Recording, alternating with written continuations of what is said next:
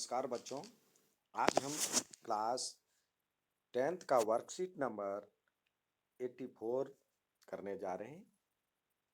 ये जो चैप्टर है, ये चैप्टर नंबर 4 द्विघात समीकरण की पुनरावृत्ति है। तो द्विघात समीकरण के बारे में एक बार जानें।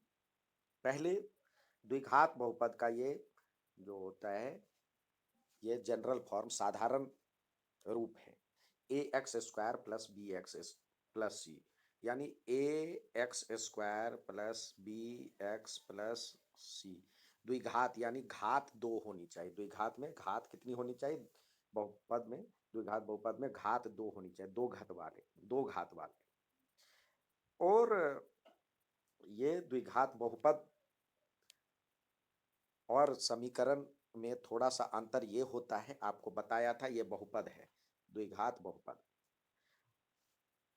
और इसी में जब समीकरण लग करके यहाँ पे जीरो लग गया तो ये द्विघात समीकरण हो गया। ये द्विघात बहुपद है A X square plus B X plus C, जहाँ पे ए जीरो नहीं होगा। ए यदि जीरो होगा तो एक्स स्क्वायर वाला टर्म जीरो हो जाएगा, तो द्विघात रहा ही नहीं। तो ए जीरो नहीं होनी चाहिए। और इसमें यदि zero is equal to zero लग गया, बराबर जीरो हो गया, तो वो बन गया आपका द्विघात समीकरण।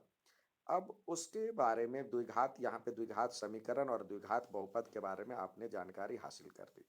अब हम बात करते हैं द्विघात बहुपद के मूलों की प्रकृति कैसी होगी।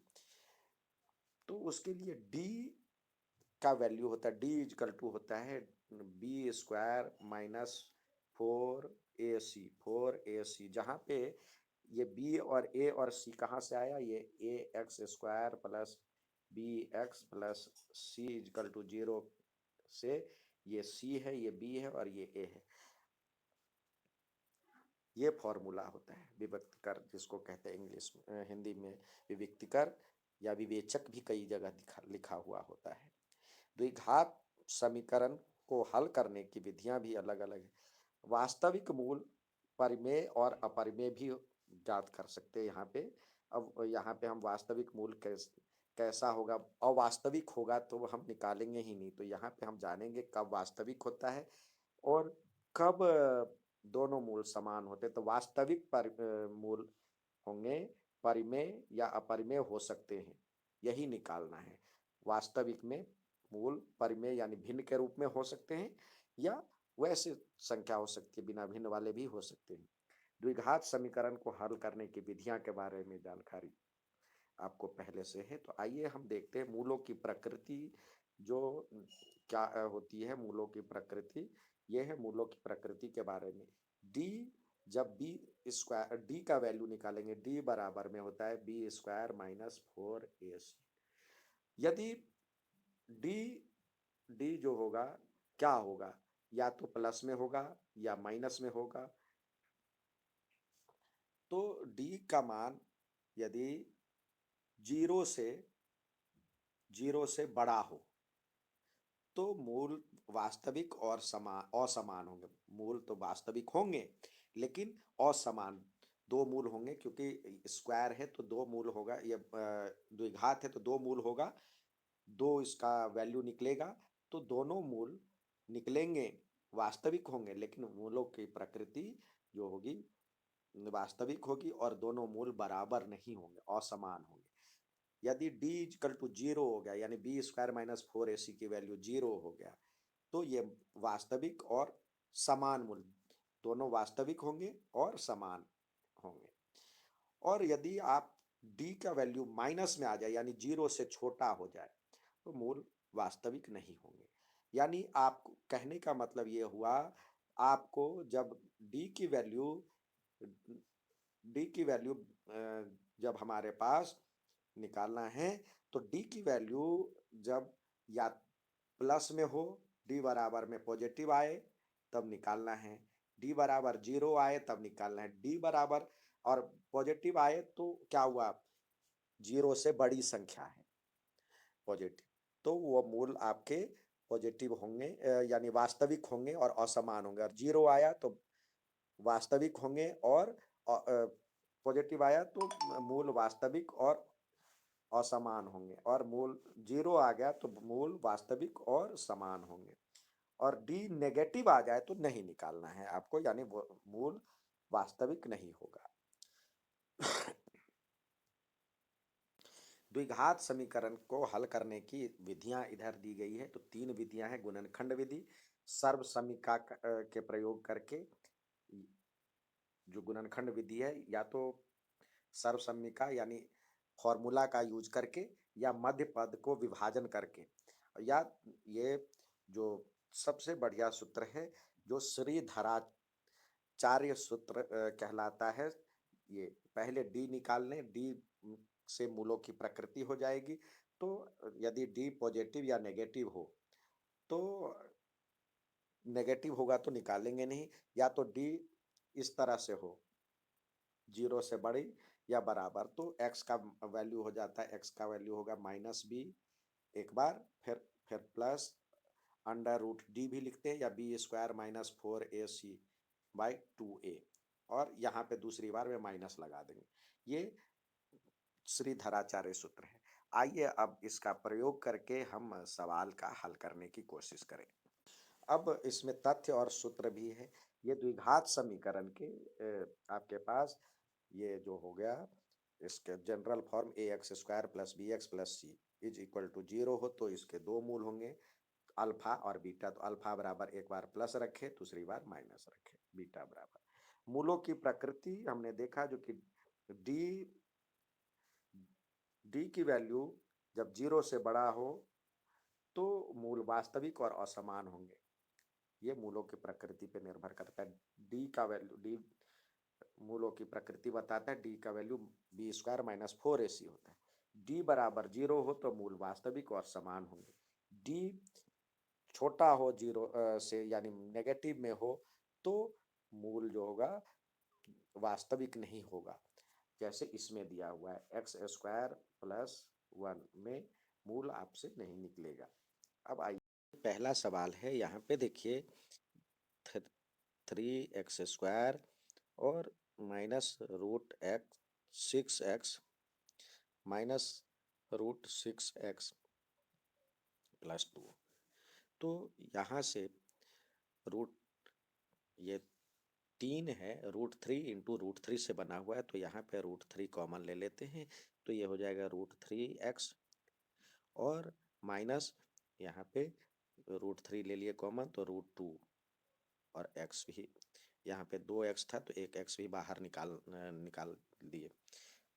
√3x निकाल दिए, और इसमें से भी माइनस कॉमन आएगा और √2 कॉमन आएगा, -√2, तो इधर से बचा √3x और -√2, तो ये भी दोनों में आ गया। तो यानी, और इज इक्वल टू 0 हमेशा लिखे क्योंकि ये समीकरण है। तो ये √3x और -√2 ये बाहर आ गया, इधर से बचाइए, और माइनस इधर से बचाइए, तो √3x - √2 इज इक्वल टू 0। या तो ये 0 होगा या ये 0 होगा। जब ये 0 होगा तो या तो √3x - √5 is equal √2 is equal to 0, या √3x - √2 इज इक्वल टू 0। तो दोनों में एक ही है, तो x बराबर क्या हो जाएगा, √3x इज इक्वल टू √2। तो देयरफॉर x बराबर में √2/√3 ये आएगा, और इसमें भी यही आएगा, x बराबर में √2/√3। तो ये इसके वैल्यू आ गए, दोनों वैल्यू दोनों समान है। अब आइए दूसरा सवाल देखते हैं। यहाँ पे दिया हुआ है, इसकी चर्चा करते हैं। 2x² - ax + a²। यहाँ पे देखिए, इसमें कुछ गलती, करेक्शन है। इस पे जो है, यहाँ पे सवाल जो है वो, इसमें करेक्शन की ज़रूरत है। आइए हम करते हैं। यहाँ पे जो सवाल है, इसमें करेक्शन ये है, जो यहाँ पे माइनस होना चाहिए और यहाँ पे प्लस होना चाहिए। तब जा करके बनता है। यानी इक्वेशन हो गया 2x² और प्लस ax माइनस a², ये होना चाहिए था, ये बराबर में 0। ये करेक्शन है। तो इसको करें, तो जब हम इसको करना चाहते हैं तो देखिए 2x² प्लस इसमें लिखे 2ax माइनस ax, क्योंकि 2ax में से ax गया तो ये बन गया, और इस दोनों को मल्टीप्लाई कीजिएगा तो 2a² x² बन जाएगा, और माइनस a² है हमारे पास। तो इसमें से 2x कॉमन, यहाँ से हम 2x कॉमन ले लेते हैं, तो इधर से बचा x और प्लस a, इधर से माइनस a कॉमन ले लेते हैं, यहाँ से हम माइनस a कॉमन ले लिए तो बचा x माइनस भी कॉमन आ गया, x plus a equal to 0। तो या तो अब यहाँ पे देखिए, यहाँ पे x प्लस a दोनों में है, बाहर आ गया, इधर से बचा 2x और इधर बचा माइनस a, ये बराबर 0 होगा। ये तभी 0 होगा जब या तो ये 0 हो या ये 0 हो, या x plus a equal to 0 और 2x minus a equal to 0। जब ये 0 हो तो x बराबर में माइनस a, और जब ये 0 हो तो 2x बराबर में a। तो therefore x equal to a/2। तो x की दो वैल्यू आ गई, x बराबर में या तो माइनस a हो या a/2 हो, ये आंसर होगा। अगला है द्विघात समीकरण, इसके मूल बराबर हो तो k का मान ज्ञात कीजिए। इसके मूल बराबर कह रहा है, तो मूल बराबर के लिए d इक्वल टू 0 होना चाहिए। d की वैल्यू क्या है, देखिए यहाँ पे ax² plus bx plus c, ये स्टैंडर्ड फॉर्म है। तो a के बदले क्या है, यहाँ पे a बराबर में मतलब a बराबर में 1 है, b बराबर में माइनस के है, और c बराबर में 4 है। तो d इक्वल टू 0 होना चाहिए। तो d की वैल्यू क्या है, b² minus 4ac equal to 0। तो b के बदले हमारे पास माइनस के है, तो यानी माइनस के का होल स्क्वायर, और माइनस 4, और a के बदले 1 है और b के बदले 4 है, b के बदले 4 है, इक्वल टू 0 होना चाहिए। तो यानी ये हो जाएगा k² और माइनस ये करेंगे तो 16 इक्वल टू 0 होगा। चाहे तो यहाँ से भी कर सकते हैं k², और ये बराबर भी रख सकते हैं, या यहाँ पे 4 का स्क्वायर हो गया तो इक्वल टू 0। तो a² minus b², k minus 4 और k प्लस 4 इक्वल टू 0।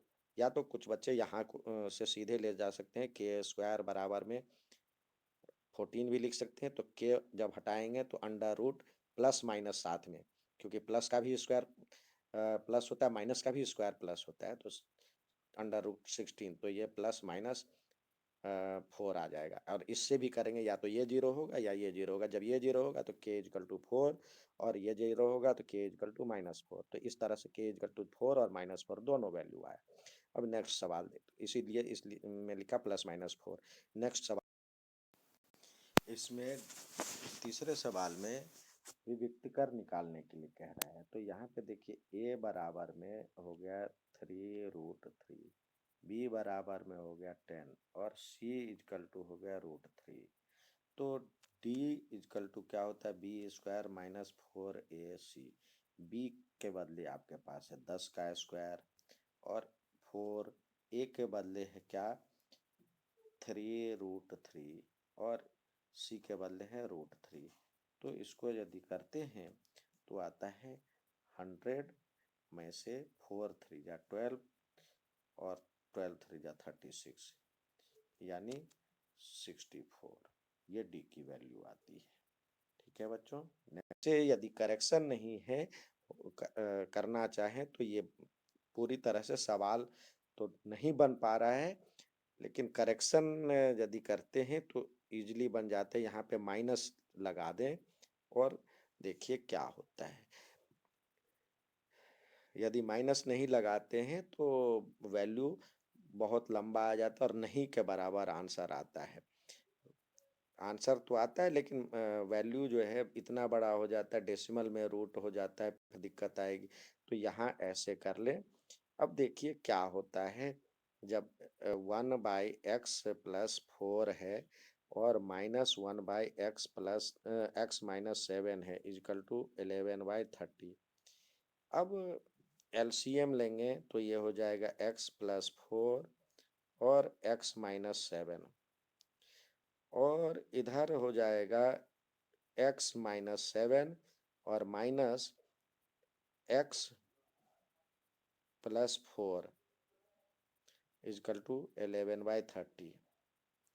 इसको हम करते हैं तो ये देखते हैं x-7 और -x और -4 हो जाएगा, क्योंकि माइनस से गुना करेंगे तो -4 हो जाएगा, तो x से x चला जाएगा और ये इसको हम गुना करेंगे तो x² और x को 7 से तो -7x और इसको करेंगे तो 4x प्लस में 4x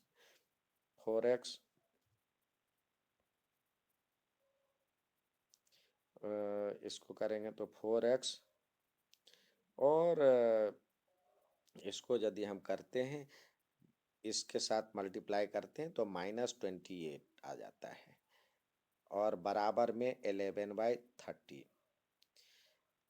अब देखिए क्या होता है, ये हो जाएगा -11 और ये हो जाएगा x² और इसमें से सब्सट्रैक्ट करेंगे तो ये हो जाएगा -3x और -28 इक्वल टू 11/30।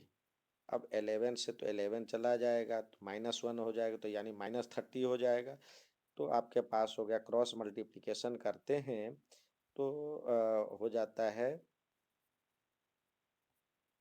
ये -30 बन जाता, -30 हो जाएगा बराबर में x² -3x और -28। अब इसको भी उधर ही ले जाइए, बराबर में 0 कर दे, यानी x² और -3x और -28 और ये इधर आकर के प्लस हो जाएगा +30, यानी इधर 0 रख लें तो क्या हो जाएगा, ये +2 हो जाएगा, यानी इसको फिर से लिखते हैं तो हो जाएगा x² और ये 3x है तो -3x और +2 इक्वल टू 0। अब ये नया इक्वेशन बन गया।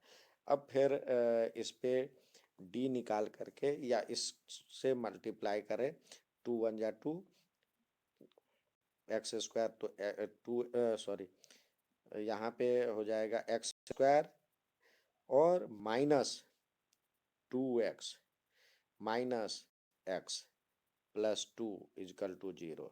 तो इसमें से हम क्या x कॉमन लें तो बचाएगा x -2 और यहाँ कॉमन लें, यानी माइनस नहीं -1 कॉमन होता है तो x माइनस इक्वल टू 0। तो x -2 दोनों साइड हो गया तो आपके पास हो गया x -2 और इधर से बचा x -1 इक्वल टू 0, या ये 0 होगा जी। अब ये 0 होगा तो x इक्वल टू 2 और जब ये 0 होगा तो x इक्वल टू 1। तो x की 2 वैल्यू आ जाएगी। नेक्स्ट सवाल देखते हैं। कह रहा है द्विघात यदि -5 द्विघात समीकरण इसके एक मूल हो। अब जब इसके मूल है तो यानी मान लेते हैं f(x) है दिया हुआ 2x² + px -15। अब जब ये -5 रखते हैं तो ये LHS बराबर 0 हो जाना चाहिए। इसको पूरी तरह से सॉल्व करता है तो f -5 इक्वल टू 0 हो जाएगा। तो ये 0 हो जाएगा, यानी रखें तो सॉल्व करेगा तो 2 और x के बदले हमारे पास है -5 का स्क्वायर, -5 का होल स्क्वायर और ये प्लस पी, और एक्स के बदले हमारे पास है -5 और -15 इक्वल टू 0 होना चाहिए। अब देखिए इसको सॉल्व करते तो 25 दूनी 50 होता है, क्योंकि -5 का स्क्वायर ये हो जाता है, और ये हो जाएगा -5p और ये -15 इक्वल टू 0। तो फिर 5p को उधर ले जाए या यहीं पे रखे, -5p इधर रखे और इसको उधर ले जाएंगे, ये जो माइनस करेंगे तो 35 आएगा, तो उधर ले जाएंगे तो -35। तो p की वैल्यू जो आ जाएगी, p की वैल्यू आ जाएगी बराबर में -35 बाय -5। तो माइनस माइनस कट गया तो p की वैल्यू आ जाएगा 7। अब p की वैल्यू आ गया 7। अब क्या कह रहा है दूसरा, कह रहा है इसके मूल बराबर है। पहले इस समीकरण को पहले ठीक से देख लें, पी एक्स स्क्वायर और फिर पी एक्स, पी से ये ब्रैकेट में है तो पी एक्स प्लस के इक्वल टू 0। कह रहा है इसके मूल बराबर है, तो यानी बी स्क्वायर -4ac बराबर 0 होने चाहिए, 0 होने चाहिए। बी स्क्वायर -4ac बराबर में 0 होता है, डी बराबर 0 होनी चाहिए, डी की वैल्यू ये है। अब बी के बदले क्या है, पी, तो पी का स्क्वायर -4, ए के बदले क्या है हमारे पास 4 पी, और सी के बदले क्या है के इक्वल टू 0। और पी की वैल्यू हमने निकाला था, यहाँ पे 7 आया था, यहाँ पे 7 आया था। तो यहाँ पे हम पुट करें पी की वैल्यू तो क्या हो जाएगा, पहले अभी पी स्क्वायर बराबर में 4p के हो गया, तो p की वैल्यू हमने रखा 7 का स्क्वायर बराबर में 4 इंटू 7 इंटू के। तो 7 से 7 तो यहाँ 7 का स्क्वायर है, यानी 7 का एक 7 रह जाएगा, तो ये 7 बचा, इधर ये 4 से डिवाइड हो जाएगा, तो 7/4 बराबर में के, तो के की वैल्यू आ गई 7/4। अब नेक्स्ट सवाल देखते हैं।